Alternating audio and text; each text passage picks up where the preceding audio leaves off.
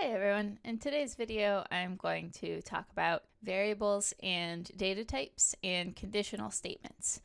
These are fundamental aspects of programming and they are present in just about any programming language you might learn. I'm going to demonstrate them using Python.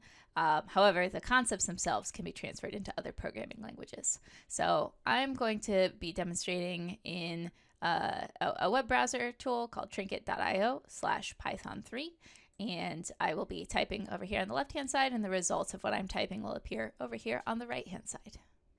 So let's get started with some very simple Python code. Pretty much the simplest thing you can write in Python or in any programming language is a print statement. And inside of that print statement, you can put some text. People commonly put hello world as their first print statement. And if we run this, we will see the results appear over here on the right-hand side.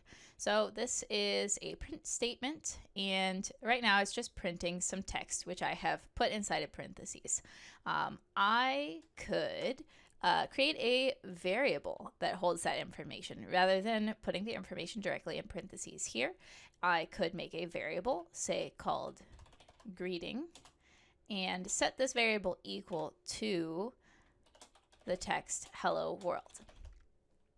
Now inside of my print statement, instead of printing hello world, I could print greeting. And the output on the other side will be exactly the same. I have not changed the behavior at this point. But what's useful about variables is they vary. You can change the value of them. So I could update my value for greeting to say second greeting. And now when I run this, what happens is it's printing this second line here. It's actually not printing the first line anymore because I am changing the value of the greeting variable before it is used. So whatever is being printed here is what is the current value of greeting. Now I am also using text here for my greeting value. And we can figure out what type that is. If we add the word type and parentheses around greeting, so now rather than printing greeting, it's actually going to print what type this data is. And the basic data types that we work with in programming, the most simplest ones are ints or integers and strings. Strings are strings of characters, so those are letters, and ints or integers are numbers. So the type of this is going to be string. In Python, it is shortened to str, but in other programming languages, it might be written all the way out as string. It really depends on the programming language. And one of the things that's kind of interesting and unique about Python is weakly typed and dynamically typed, which means that you do not need to specify the data type that you're using, and also the variables can change what data type they are. So here if I set greeting equals 500, and now if I print the data type of greeting, now the class is int. If I add this print statement in between some of these, so I could add my print statement again up here. So I'm still printing the type of greeting, but here it's going to use the type that it is when I create this first instance of it. So I have str or string as the first data type, and then after I have set equal to 500, now the data type is int.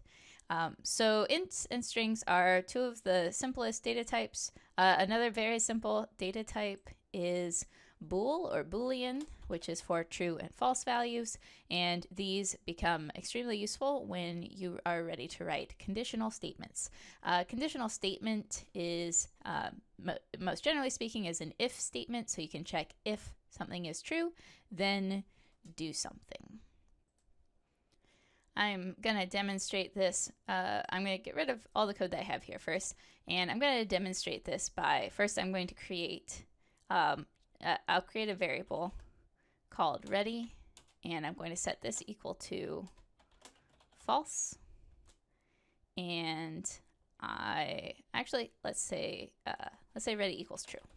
I'll set this equal to true, and then I will add an if condition.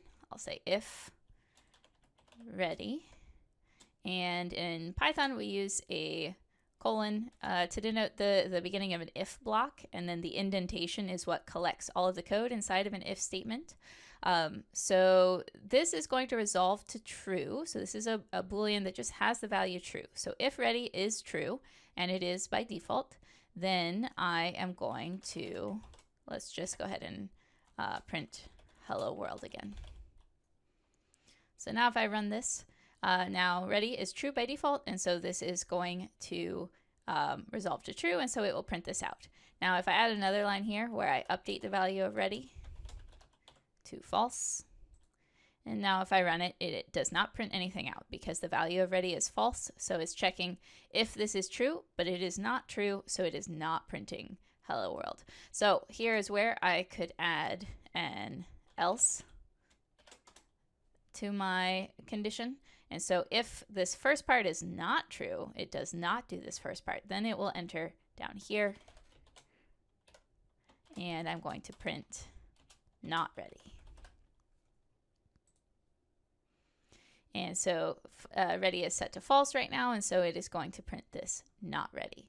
And if I remove this where I'm setting it to false, if I run this again, now it is printing hello world, but it is not printing the else portion.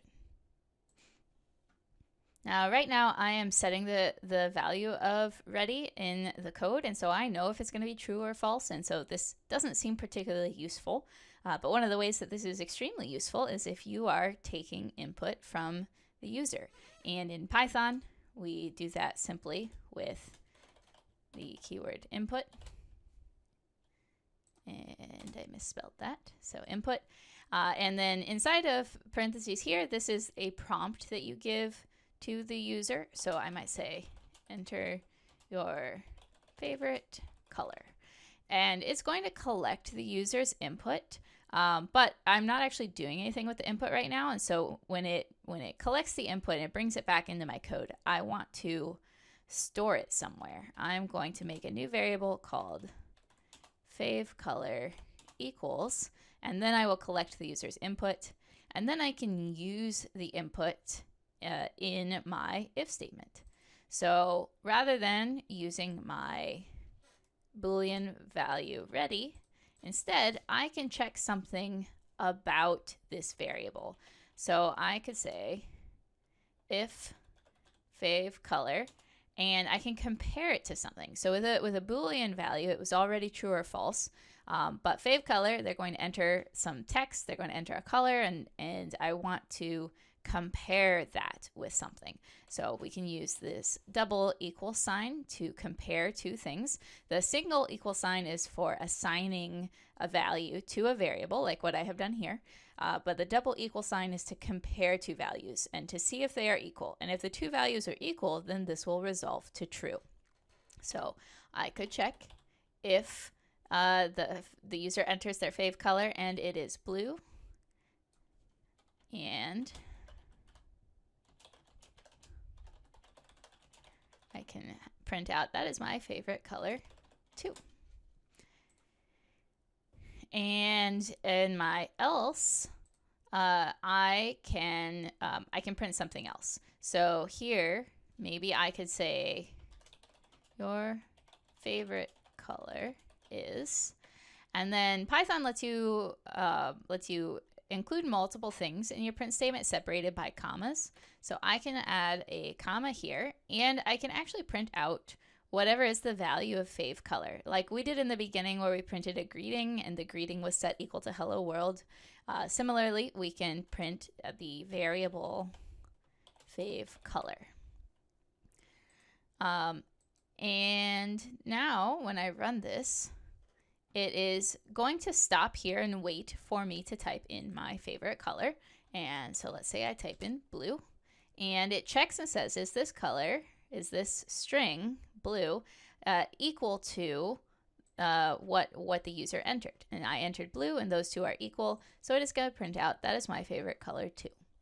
If I run this again and I enter a different color, and now it says your favorite color is green, and it is printing out the what is stored in this variable fave color. So if I run that again and I say this time red, now it is going to say your favorite color is red. So that is a very simple example showing how you can use variables, how your variables have different data types, and how you can write a conditional statement to compare values of your variables. You can see how this could be expanded to much more complex things, and so this is just a really simple example to help you get started if you are new to programming. And like I said, this is common in all programming languages, not just Python. These examples I'm showing are in Python, but you could easily do a similar process using a different language like Java or C# or whatever language it is you are learning. So I hope you have found this example helpful, and I hope this gives you a better understanding of how we use variables and conditional statements in programming. Thanks for watching.